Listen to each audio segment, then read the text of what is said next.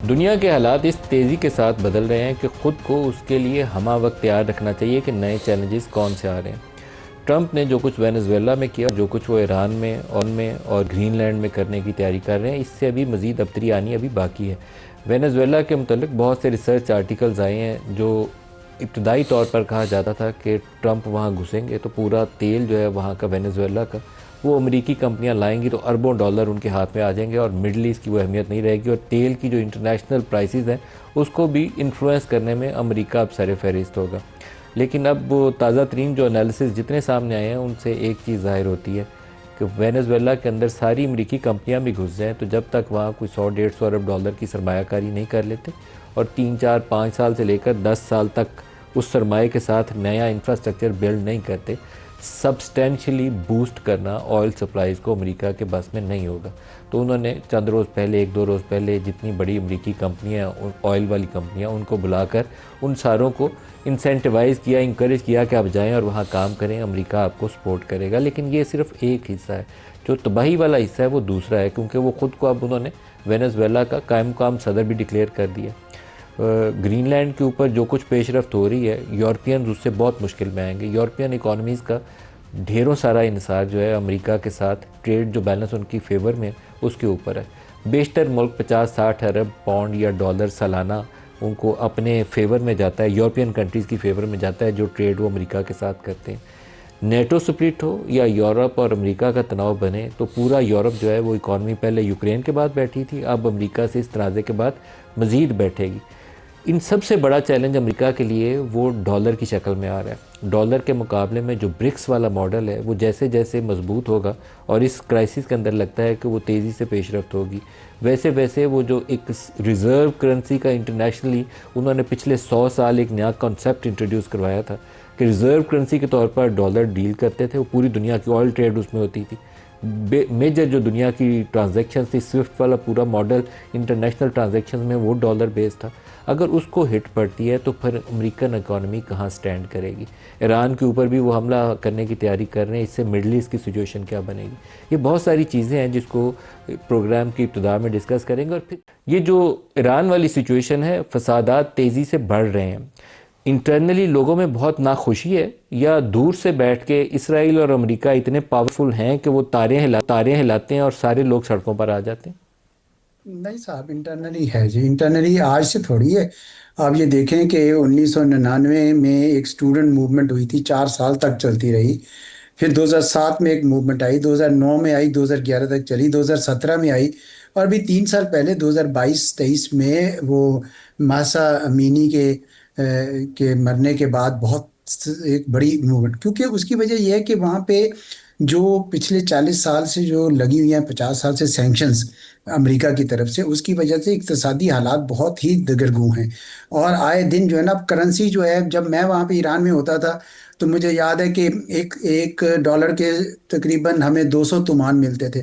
آپ سنیں 1 لاکھ تومان ملتا ہے، تو آپ اس سے سوچ سکتے ہیں کہ اتنا جب سٹیپلی گرے اس کی کرنسی، تو اس کے بعد پھر جو سرمایہ کار ہے یا کوئی تاجر ہے وہ کیسے تجارت کرے؟ اور اس دفعہ تو آئے بھی تاجر ہی ہیں شروع میں میدان میں، یعنی 28 تاریخ کو، جو 28 دسمبر کو تاجروں نے سب سے پہلے دکانیں بند کی اور سڑکوں پہ آئے۔ اس سے پہلے وہ تاجر آخر پہ آتے تھے، اس دفعہ وہ شروع انہوں نے کیا۔ تو یہ ہے تو انٹرنلی تو بہت زیادہ ہے جی، اور وہ ایکسٹرنلی صرف یہ ہے کہ جسے وہ کہتے ہیں نا کہ to fish in troubled waters, تو اسرائیل اور ایران جو ہیں، وہ اسرائیل اور امریکہ تو چاہتے ہیں کہ بھئی کوئی نہ کوئی اس مسئلے سے فائدہ اٹھایا جائے، تو چنانچہ وہ ایران کے عوام کے ہمدرد نہیں ہے، وہ ایران کی گورنمنٹ کے دشمن ضرور ہیں، اور اس وجہ سے وہ یہ ساری کارکردگی، لیکن میرے خیال میں انٹرنل وجوہات ہیں جی۔ سر، اس کو آگے چل کے امریکہ کیا مینج کر لے گا؟ جتنے محاذوں پہ وہ ایکٹیو ہو گیا ہے، گرین لینڈ والا ایشو ابھی سامنے آنا ہے اور وہ تیزی کے ساتھ ٹرمپ روزانہ بیانات دے رہے ہیں کہ ابھی کر لینا، نہیں تو چین اور روس اس میں گھس جائیں گے۔ یورپ بھی نالاں ہوگا، یورپ انٹرنل مسائل کا بھی شکار ہوگا، لیکن نیٹو والا الائنس جو ہے وہ بھی کسی کھو کھاتے میں چلے جائے گا۔ جی، اس میں تو کوئی شک نہیں ہے کہ ڈونلڈ ٹرمپ صاحب کے جو اقدامات ہیں وہ دنیا میں افراتفری پھیلا رہے ہیں، بین الاقوامی قوانین کی धज्जियां उखड़ उखड़ गई हैं। और वो तो मानते भी नहीं, अब तो वो कहते हैं जी हम इंटरनेशनल ब्यूरोक्रेसीज यानी यूएन और इससे जितने मुल्हिका इदारे हैं इन सब से हम पीछे किनारा कशी करेंगे। चाहे बात है, ये पैसे इतने ज़्यादा देते हैं उसमें, 22% यूएन का बजट अमेरिका से आता है। जो वर्ल्ड बैंक की फंडिंग जो है वो 35% डेवलपमेंट फंडिंग अमेरिका देता है। अगर ये हाथ खींच लेते हैं तो काफ़ी मसाइल तो पैदा होंगे। इसी वजह से वो इनकी लेवरेज भी जो बनी हुई है, लेकिन ये लेवरेज कब तक होगी? जब ये ख़त्म कर देंगे तो लेवरेज भी ख़त्म हो जाएगी उस तरह से। इसीलिए डोनाल्ड ट्रंप साहब ने पहले ही कह दिया है कि मैं अपना दायरा सुकेड़ के वेस्टर्न हेमिस्फेयर पे ले आऊँगा, ये ग्लोबल एंगेजमेंट्स हम सिलेक्टिवली करेंगे। मकसद उनका ये था कि भाई हम ये जो दूर बांध की जंगें करते थे, अपने ट्रूप्स भेजते थे, वो हम नहीं भेजेंगे, हम सिलेक्टिवली एंगेज करेंगे, यानी जहाँ इंटरवेंशन करनी है वहाँ करेंगे। वेस्टर्न हेमिस्फेयर में तो रीज़न हो या ना हो, वो उन्होंने करना ही करना था इंटरफेयर। लेकिन उसमें भी आपको पता है कि ना ऑयल असल में इशू था, ना ही इशू था नारकोटिक्स। असल इशू ये था कि वो जो चीन को तेल जा रहा था, इनका अगरचे 50% था लेकिन चीन के लिए सिर्फ 3% था, जो वेनेजुएला से जा रहा है, लेकिन वो उसको भी रोकना चाह रहे थे। और उनका ख्याल था कि हमारी नेशनल सिक्योरिटी स्ट्रेटजी के मुताबिक वेस्टर्न हेमिस्फेयर में अब किसी को नहीं आना चाहिए। ग्रीनलैंड अलबत्ता वो एक पेशबंदी कर रहे हैं कि यहाँ पे हम अगर कोई मिज़िल डोम हमने बनाना है, हिफाजत के लिए शील्ड बनानी है, तो हमारे लिए ये चीन से रूस से कोई मिज़िल आते हैं तो उसके खिलाफ ग्रीनलैंड में हम करना चाहेंगे। प्लस इकोनॉमिक फैक्टर्स भी बहुत ज़्यादा हैं। इससे यूरोप जो है ना बड़ा तलमिला गया है, और यूरोप तो खैर तिलमिला पहले से भी रहा है। अब यूरोप को ये एहसास हो गया कि हमने अपने पैसे अपने डिफेंस पे खुद खर्च करने हैं, तो वो अब करेंगे। वो भी अपने वेलफेयर प्रोग्राम्स कम करेंगे, इमिग्रेशन के ऊपर बड़ा जोर आएगा। यानी दुनिया में इस वक्त क्योस जो है बढ़ रहा है। मिडल ईस्ट में इसराइल के हक में और ईरान के खिलाफ वो इंटरवेंशंस कर रहे हैं और करते चले जाएंगे। पहले जो जून में जंग हुई तो उस पर उन्होंने देखा कि ईरान का जो न्यूक्लियर प्रोग्राम था उसको तो कुछ जिक पहुंचा सके, लेकिन मिसाइल प्रोग्राम बड़ा तुर्की ब तुर्की जवाब देता था। तो इस दफ़ा मेरा ख्याल में उनकी ख्वाहिश ये है कि किसी तरीके से मौका पाके उनके मिसाइल प्रोग्राम जो है ना उसको कम से कम हम नुकसान पहुंचा दें। ये ईरान के अवाम की हमायत में नहीं कर रहे हैं वो तो, बल्कि बकौल ईरानियन अथॉरिटीज़ के कुछ शरपसंद अंदर शामिल किए हुए हैं, बल्कि ये तो सिर्फ और सिर्फ रिजीम चेंज करना चाहते हैं, या अगर वो ना हो तो रिजीम को कम से कम हम कमज़ोर ज़रूर कर लें। मेरा ख्याल में ये उनका बुनियादी मकसद है, और वो अपने मफादात के लिए खाली ये काम कर रहे हैं, जिसका मेरे ख्याल में सबको इदराक है। जी एजाज साहब, जो रूस और चीन की अभी तक की खामोशी है उसको आप किस तरीके से एक्सप्लेन करेंगे? क्योंकि वेनेजुएला के बाद भी वो बोले नहीं, ग्रीनलैंड और ईरान वाले इशू के ऊपर भी अभी तक लगता है कि वो खामोशी है। तो कोई रद्द अमल नहीं है? या एटलीस्ट रूस वाले 2 जहाज़ भी थे, रशियन फ्लैग 2 बहरी जहाज़ थे जिनको उन्होंने रोका पकड़ा, अमले की राय से ज़्यादा रूस ने भी कुछ नहीं बोला। तो ये अजीबोगरीब सी डेवलपमेंट है।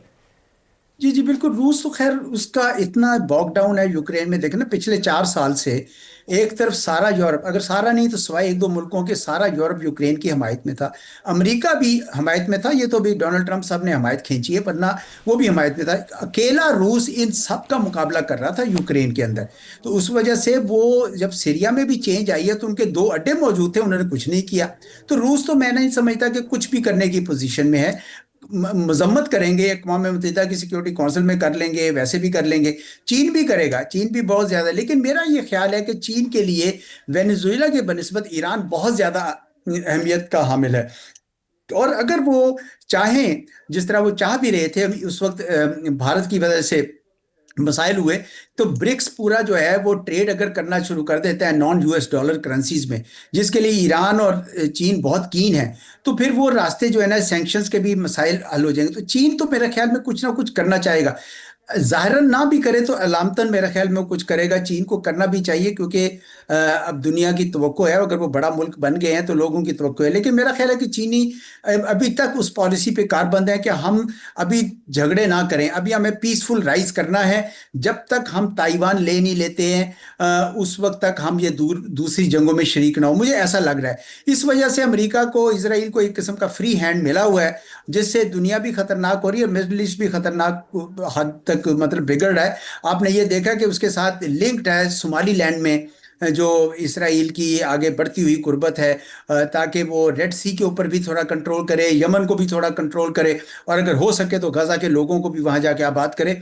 बड़ा एक भयानक किस्म का मंजर है, मुझे तो अफरा तफरी बढ़ती नजर आ रही है। जी سر ان ساری چیزوں کو دیکھ کے لاسٹ کویسچن، پاکستان کے اندر جو داخلی سلامتی ہے اور ہماری یکجہتی ہے اور کوہیژن ہے ایز اے سوسائٹی، اس کی کتنی اہمیت ہے؟ صومالی لینڈ کا آپ نے تذکرہ کیا، صومالیہ میں یہ ایشو ہے، سوڈان کے اندر دو گروپ لڑ رہے ہیں اور مسلمان ملک اپنے اپنی پسند کے گروپوں کو سپورٹ کر رہے ہیں، یمن میں علیحدہ علیحدہ گروپ لڑ رہے ہیں اور مسلمان ملک اپنی اپنی پسند کے گروپوں کو سپورٹ کر رہے ہیں، اسرائیل اس کے اندر اپنی بیکنگ دے رہا ہے گروپ کو، خاص گروپ کو ہر جگہ کے اوپر، لیکن داخلی سلامتی پاکستان کے کانٹیکس میں اور ہماری جو یکجہتی ہے اس کے اوپر آپ کیا کہتے ہیں؟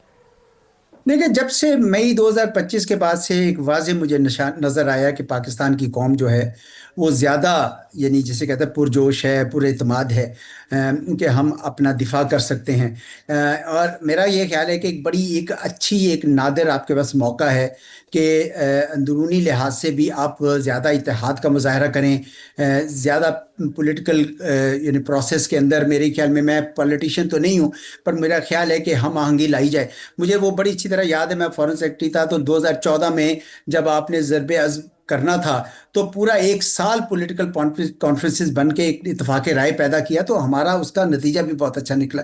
میرے خیال ہے اس قسم کی کرنا چاہیے اور دونوں طرف سے کرنا چاہیے۔ میں کبھی کبھی یہ دیکھتا ہوں کہ پی ٹی آئی کی طرف سے بھی ہوتا ہے کہ جی وہ مذاکرات میں کوئی پتہ نہیں چلتا کہ شامل ہونا چاہتے ہیں یا نہیں ہونا چاہتے ہیں، بامقصد ہے کہ نہیں ہے، اور گورنمنٹ کی طرف سے بھی کچھ سگنلز آتے ہیں، لیکن بہرحال میرے خیال میں اس طرف بڑھنا چاہیے۔ اور اس سے بھی بڑھ کر میرے خیال میں اقتصادی پالیسیز جو ہیں آپ کی، جو چیزیں آپ اگر سیاسی افراتفری رہے بھی تو بھی اگر آپ اقتصاد کو بہتر کرنا چاہیں تو بہت سارے ایسے کام ہیں جو آپ کر سکتے ہیں۔ مثال کے طور پر ایز آف ڈوئنگ بزنس، جو ہمارا بیوروکریسی کا رول ہے، جو ہمارا ایٹیٹیوڈ ہے انڈسٹری کی طرف، ہم ان چیزوں کی طرف اگر کرنا چاہیں، ہم اپنی کیپیسٹی بلڈ کریں، نیگوشیٹ کریں صحیح ٹرمز۔ آج کل ہم کبھی کوئی چیز پرائیویٹائز کرتے ہیں، کبھی کوئی دوسرے ایون پورٹس، ایئرپورٹس کا بھی ہم سودے کرنا چاہ رہے ہیں، تو یہ ساری نیگوشیشنز جو ہے نا ہماری بڑی اچھی نہیں ہونی چاہیے، ورنہ آئی پی پیز والا حال ہو۔ میرا مقصد یہ ہے کہ اقتصادی میدان میں بھی آپ بہت کچھ کر سکتے ہیں اگر سیاسی میدان میں زیادہ پروگرس نہیں ہوئی، لیکن کرنی چاہیے، کیونکہ پاکستان مضبوط اسی وقت ہوگا جب پاکستان کا ہر شہری محفوظ ہوگا۔ اور میرے خیال میں